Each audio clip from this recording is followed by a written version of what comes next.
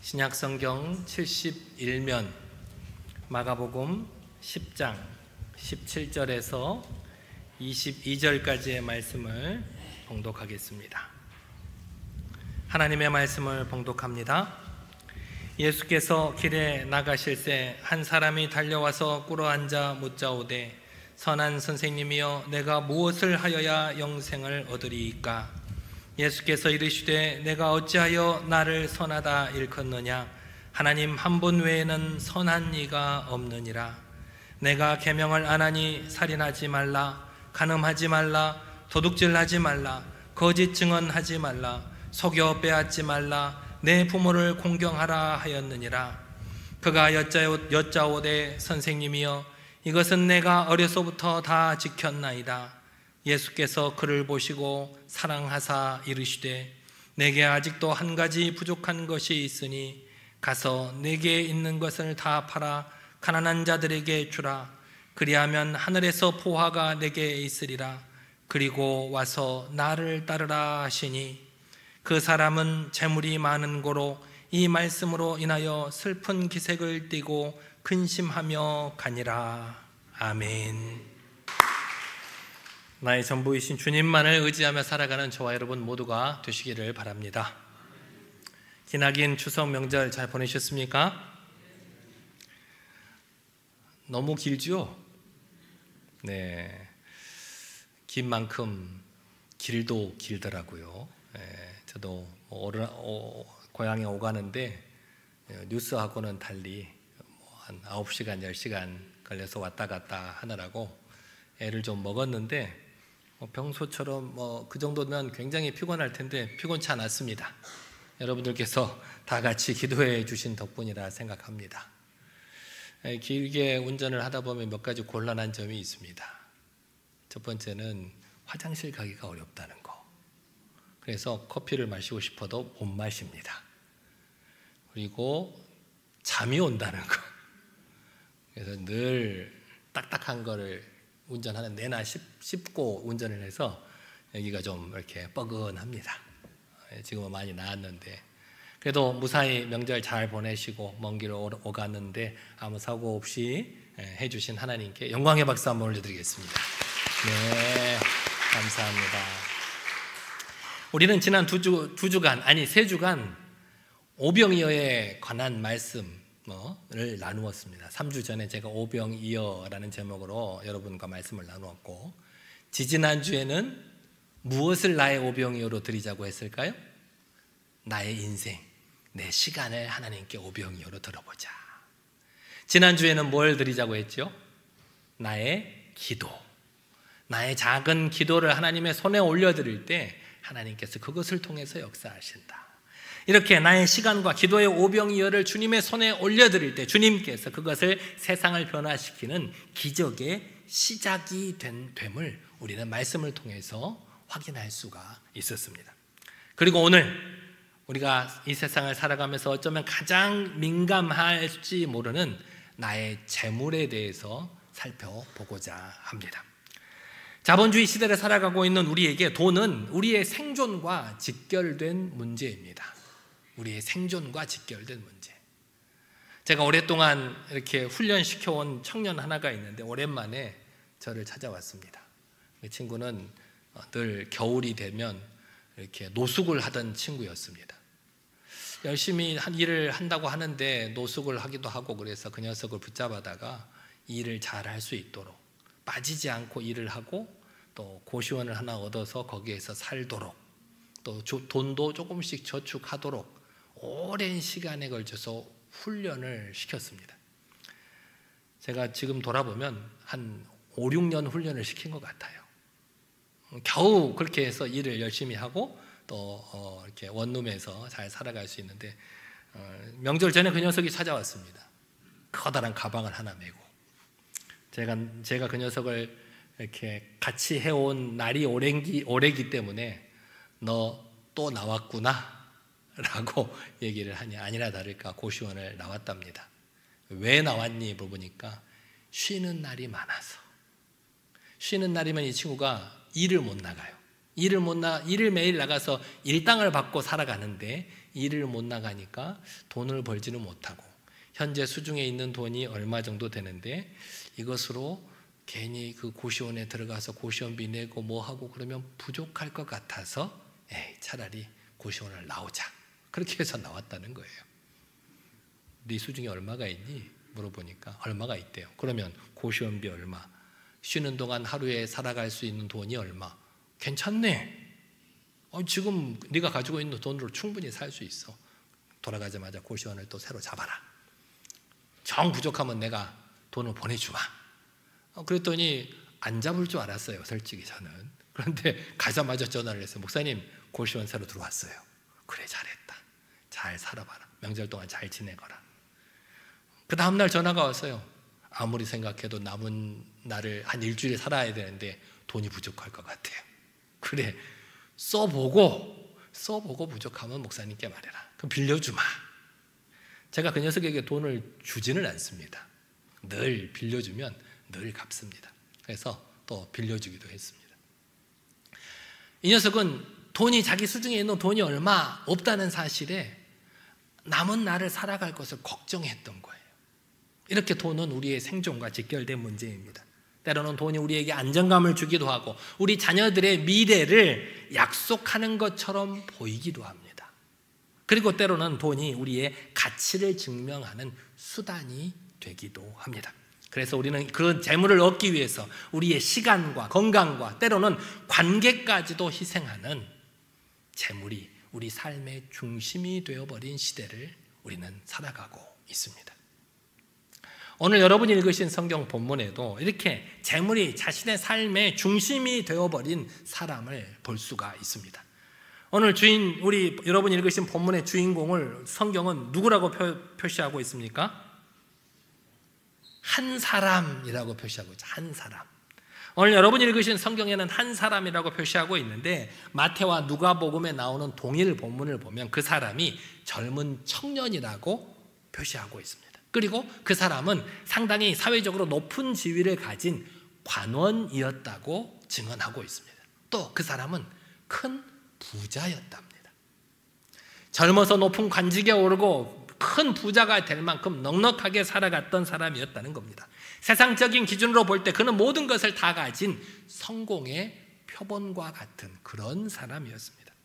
그렇게 세상의 모든 것을 손에 쥐고 있어서 남부러울 것이 없는 것 같아 보이지만 그 사람의 영혼 깊은 곳에는 해결되지 않는 갈증과 채워지지 않는 공허함이 있었습니다.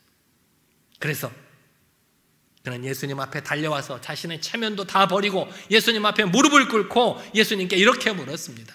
선한 선생님이여, 내가 무엇을 하여야 영생을 얻으리까? 높은 지위도 얻었고 재물도 많고 아직 젊어서 자기 앞날이 창창한데 이 청년의 걱정은 내가 무엇을 하여야 영생을 얻을 것인지가 궁금했다는 것입니다.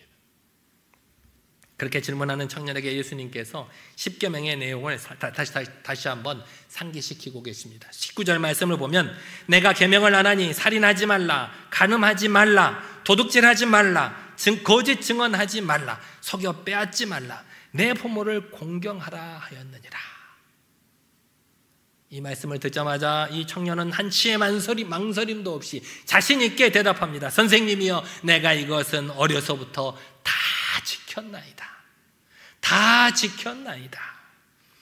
사실 그는 정말 어렸을 때부터 흠없는 종교적인 삶을 살아왔고 경건한 생활 습관으로 살아왔고 그 누구에게도 손가락질 받지 않을 만한 모습으로 살아왔을 것입니다.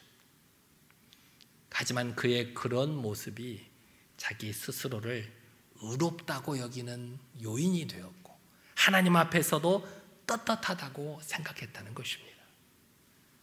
이것이 바로 오늘 이 청년의 문제이기도 하고 오늘을 살아가는 우리 교인들이 빠지기 쉬운 가장 위험한 신앙의 착각입니다. 사실 우리 중에도 이런 분들이 많이 있습니다. 주일 성수를 잘하고 11조도 잘 드리고 교회 봉사를 하는 등 종교적으로 의무들을 다 이행하고 나름대로 삶을 살아가면서도 선하게 살아가려고 노력하면서 나는 스스로 괜찮은 신자라고 생각하는 사람들이 많이 있습니다. 나는 저 사람들처럼, 나는 저 세상 사람들처럼 죄를 짓고 살지 않아. 나는 그래도 이만큼은 하고 있어. 이만하면 괜찮은 신자 아니야. 자기가 행하는 자기 행위를 기준으로 자기 스스로를 위로하고 판단하는 그런 착각을 하고 있는 성도들이 많이 있다는 것입니다. 하지만 이런 신앙은 율법의 본질인 예수님 사랑과 이웃 사랑이라는 본질은 버려버리고 자기 의로만 가득 찬 껍데기 신앙에 불과합니다. 하나님을 사랑하고 내 이웃을 내 몸과 같이 사랑하라고 하신 그 말씀은 어느덧 잊어버리고 자기를 자랑하기 위해서 자기 의로만 겉모습만 채우는 그 껍데기 신앙이라는 것입니다. 그는 십계명에서 하지 말라는 계명들은 잘 지켰을지 모르지만 하라는 적극적인 사랑의 계명 앞에서는 무력해 보였습니다. 그는 다른 사람의 것을 억지로 빼앗지는 않았지만 자기 것을 떼어서 다른 사람에게 나누어 주지도 못했습니다. 이처럼 자기 의로 가득 찬 이 청년에게 예수님께서 이렇게 말씀하셨습니다. 본문 21절 말씀인데 예수께서 그를 보시고 사랑하사 이르시되 내게 아직도 한 가지 부족한 것이 있으니 가서 내게 있는 것을 다 팔아 가난한 자들에게 주라. 그리하면 하늘에서 보화가 내게 있으리라. 그리고 와서 나를 따르라. 예수님께서 내게 있는 것을 다 팔아 가난한 자들에게 나눠주고 나를 따르라 그러니까 여러분들 덜컥 겁내하시는 분도 계실 수 있어요. 아, 내 것도 다 팔아서 나눠주고 예수님을 따라야 하는가? 하지만 이 말씀은 여러분을 향하신 말씀이 아니라 이 청년을 향한 말씀입니다. 이 청년에게 딱 맞추어서 그에게 해주시는 말씀입니다. 그 청년은 겉으로 보기에는 하나님을 잘 섬기는 것처럼 보였습니다. 하지만 사실 재물이 그의 안정감의 근원이었고 그의 정체성이었고 그의 미래였던 것입니다. 그에게 재물은 삶의 수단을 뛰어넘어서 삶의 목적 그 자체가 되어버리고 말았습니다. 예수님께서는 그 청년이 그 모든 율법 조항을 다 지켰을지 몰라도 그 마음 속에는 그 마음 중심에 하나님이 있는 것이 아니라 재물이 자리 잡고 있음을 꿰뚫어 보시고 그렇게 말씀하신 것입니다. 하지만 예수님께서 그를 비난하거나 정죄하기 위해서 그 말씀을 하신 것이 아닙니다. 본문 앞절을 보면 그의 마음 깊은 곳에 영생에 대한 갈망이 있는 것을 보고 그를 사랑하사 그를 사랑해서 그에게 안타까워하는 마음으로 그 청년에게 이렇게 말씀하셨다는 것입니다. 사랑하는 아들아, 지금껏 내가 의지하고 너에게 안정감을 주고 너의 정체성이 되었던 그 재물이라는 우상을 이제 내려놓고 이제는 진짜 주인을 따르라. 그러하면 이 땅의 것들과는 비교할 수 없는 하늘의 보화를 얻게 될 것이다. 이렇게 말씀하신 것입니다. 예수님의 명령은 자기 전 재산을 포기하라는 명령이 아니라 자기 인생의 주인을 바꾸라는 근본적인 요청이었습니다. 사랑하는 여러분, 여러분의 인생의 주인은 누구십니까? 여러분 마음 한가운데 무엇이 자리 잡고 있는지 한번 돌아보시기를 바랍니다. 재물은 이 땅을 살아가는데 우리가 꼭 필요한 것이고 우리가 다스리고 사용해야 될 도구이지 우리가 섬겨야 할 주인이 아닙니다. 그럼에도 불구하고 이 재물의 유혹에 빠져서 이 땅에서 재물의 노예가 되어버린 그 청년, 그리고 지금을 살아가고 있는 우리에게 예수님께서는 그 노예의 사슬을 끊고 진정한 자유를 얻으라고 권면하고 계시는 것입니다.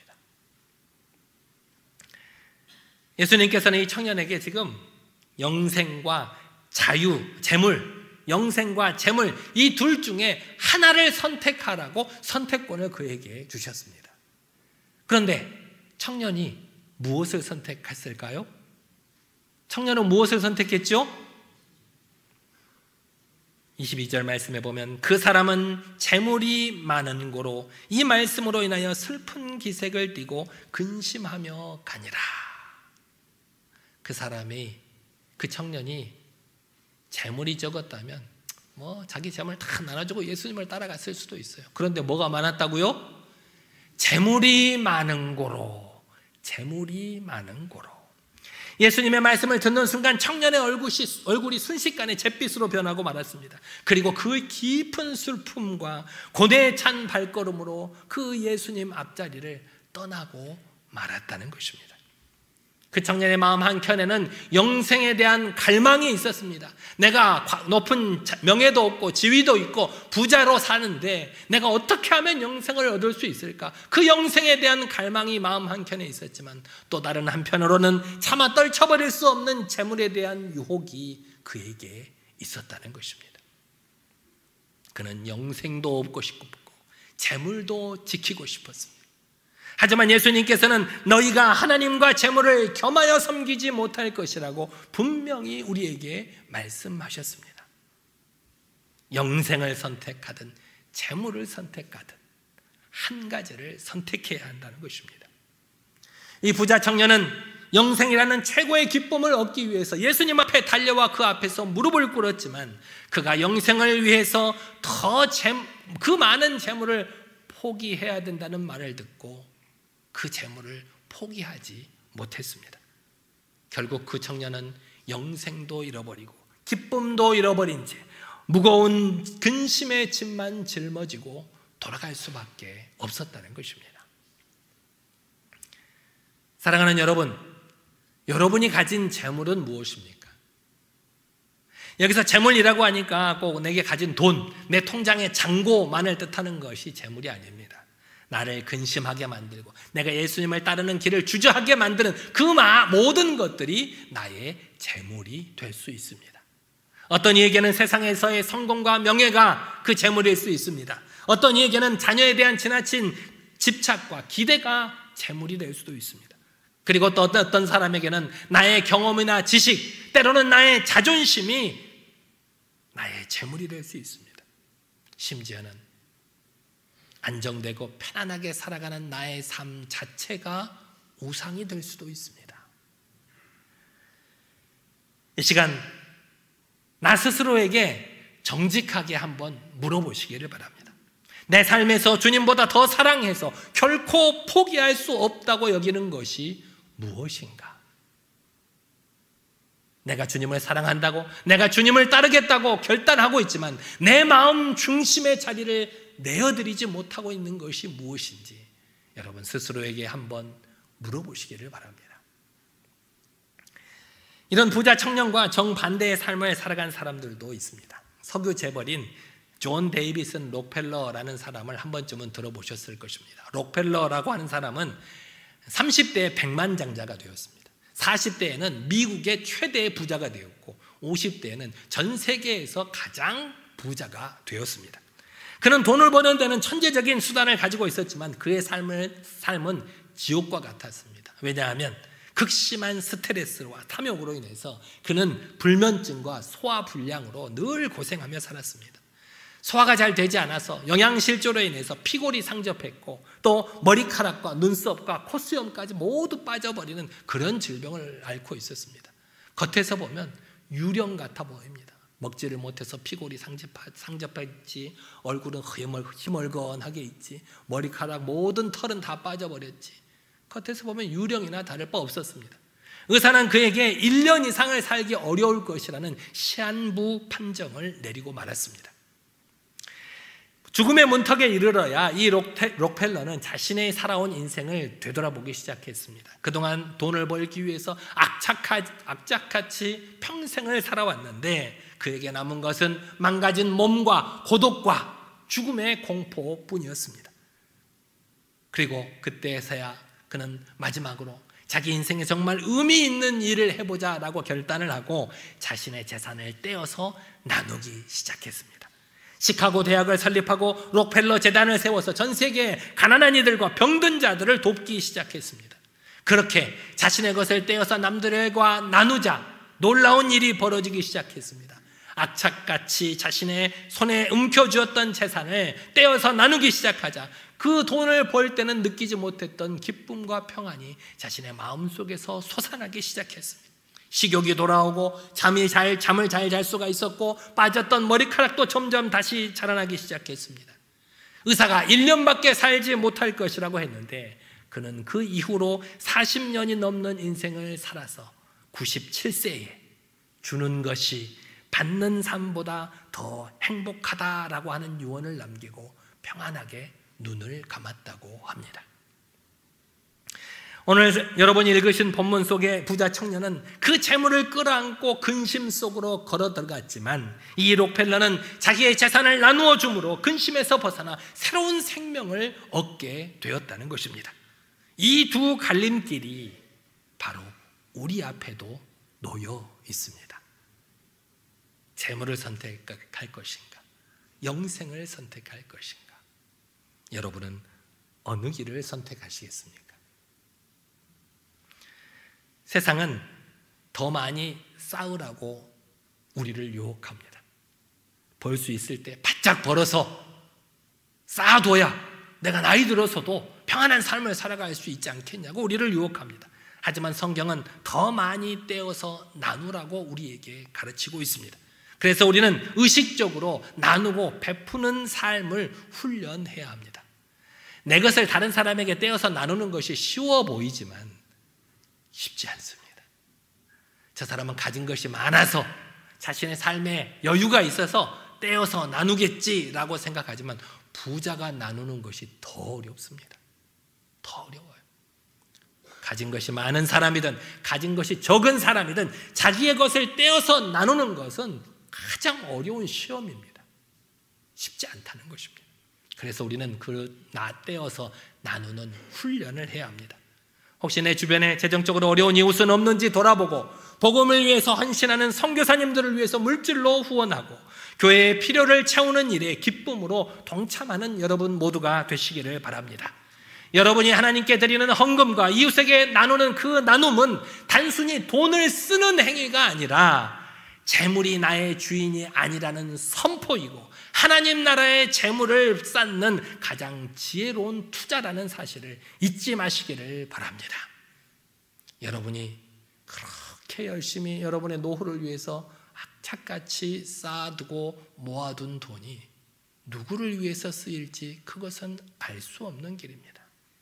그것을 하늘에 쌓아 여러분을 위해서 쓰는 여러분 모두가 되시기를 바랍니다. 여러분의 것을 떼어서 나누어 보십시오. 내가 그 재물을 움켜쥘 때 경험하지 못했던 하늘의 기쁨과 자유를 맛보게 될 줄 믿습니다. 오늘 본문에서 부자 청년은 예수님을 만났지만 결국 재물이라는 무거운 짐을 내려놓지 못한 채 근심하며 돌아섰습니다. 그는 영원한 생명이라는 그 하늘 보화를 자신의 눈앞에서 놓쳐버린 성경에서 가장 안타까운 인물로 남아 있습니다. 사랑하는 성도 여러분, 우리 교회는 새생명 초청잔치와 홈커밍 데이라는 귀한 생명잔치를 앞두고 있습니다.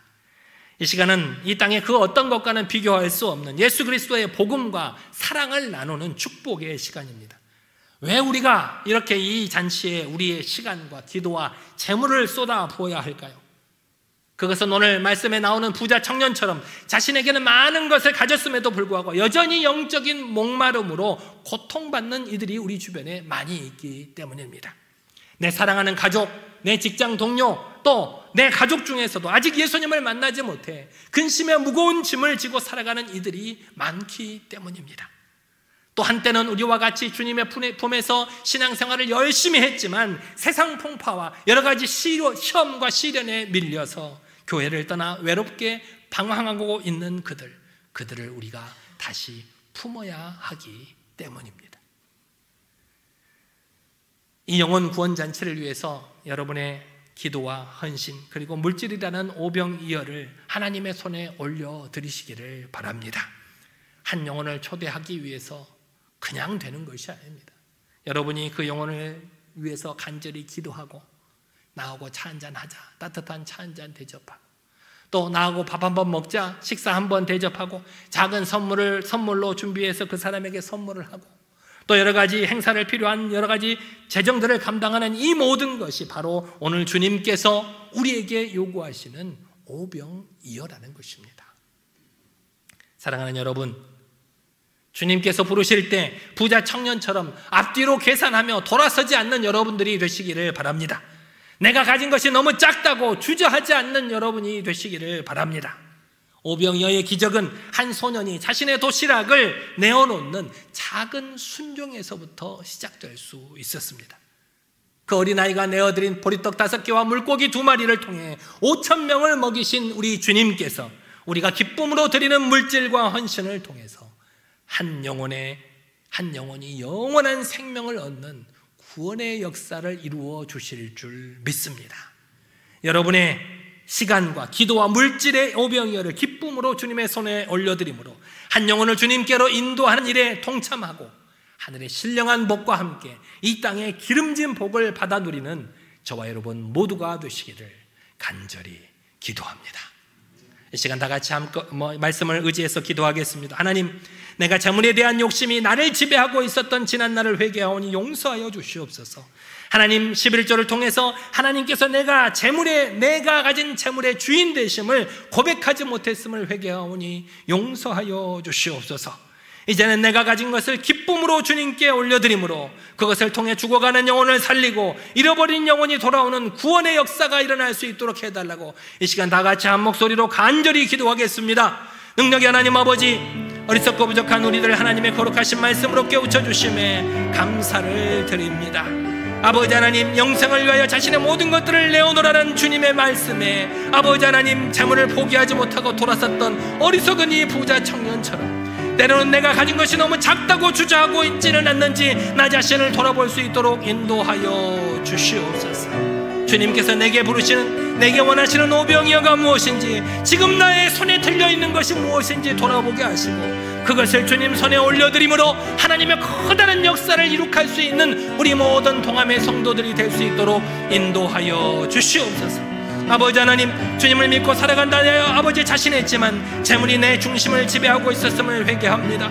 11조를 통해 내가 가진 모든 것의 주인이 주님 되심을 고백하지 못했음을 회개합니다. 이제는 내가 가진 모든 것을 기쁨으로 주님께 올려드려 그것으로 커다란 구원의 역사를 이룩하실 수 있도록 아버지 우리를 인도하여 주시옵소서. 함께하여 주실 줄 믿사옵나이다. 만물의 주인 되시는 하나님 아버지, 오늘 말씀을 통해 재물이라는 우상 앞에 우리가 얼마나 연약한 존재인지를 다시 한번 깨닫게 하심에 감사를 드립니다. 저희 눈을 열어 하늘의 신령한 보화를 보게 하시고 부자 청년처럼 땅에 썩어질 것에 마음을 뺏겨 영원한 생명을 놓치는 어리석은 자가 되지 않도록 우리를 지켜주시옵소서. 우리에게 맡겨주신 모든 것을 주님 것으로 인정하는 신실한 청지기로 살아가게 하시고 그것으로 더 부지런히 나누고 베풀며 살아가게 하여 주시옵소서. 특별히 다가오는 새생명 초청잔치와 홈커밍 데이를 위해서 기도합니다. 이 귀한 사역을 위해 저희에게 주신 시간과 기도와 물질을 기쁨의 오병이어로 주님께 올려드릴 때 주님께서 이것을 통해서 죽어가는 영혼들을 살리시고 잃어버린 영혼들이 주님께로 돌아오는 놀라운 구원의 역사가 일어나게 하여 주시옵소서. 우리에게 영원한 하늘 보화를 허락하신 예수님 이름으로 기도드리옵나이다. 아멘.